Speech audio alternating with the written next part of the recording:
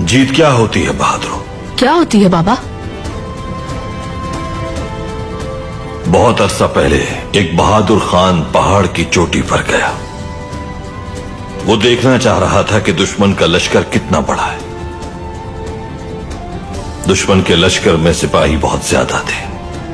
खान का लश्कर दुश्मन के उस बड़े लश्कर के सामने बहुत मामूली दिख रहा था।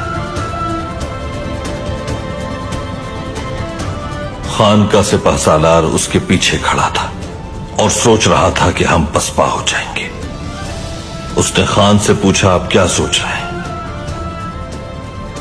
क्या इतने बड़े लश्कर को हम शिकस्त दे पाएंगे?